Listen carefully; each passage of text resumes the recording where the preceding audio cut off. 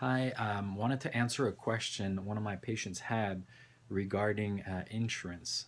So our patient Michael has come to us last year, and he started doing repair of a lot of decay that he has. He has not been to the dentist in a long, long time, and so he had quite a few things, but his teeth are still in good condition that we were able to do work. Still expensive to do, so we started with the biggest thing, and this year he's trying to do a little bit more work, and he was trying to figure how to make that work with his insurance, if should get more insurance and things like that.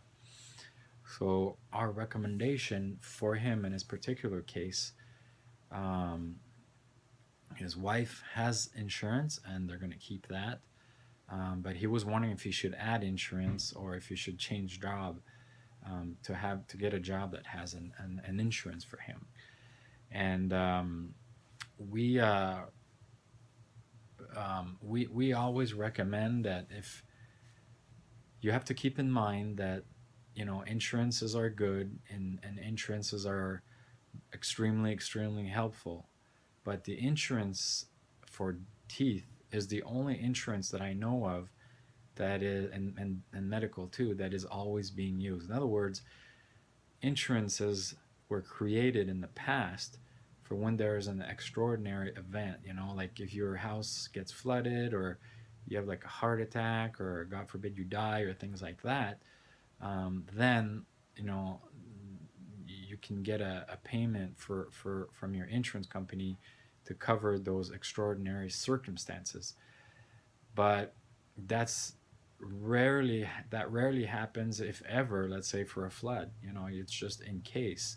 So the insurance companies pull all that money, and they keep that money, and you only have to pay it to certain members, very few members, and not all the time. But for dentistry, when someone gets insurance, they have to pay every time and all the time. So all that to say that despite the fact that insurance is very valuable, insurance companies still make money on this, which means if you pay something for the insurance, usually you will get less than what you pay for. It's just that you can break down the payments, which leads me to, if you have a choice, it's a little bit better to break down your own payments and pay. Where the insurance is an advantage is obviously if your employer helps you cover some of that cost. Then definitely it's helpful. The other thing that you can do is um, try to get financing, and there's a lot of dentists who will provide financing for 0%. I mean, it's not the dentist providing the financing, but those options are there. We will personally break down, the payment.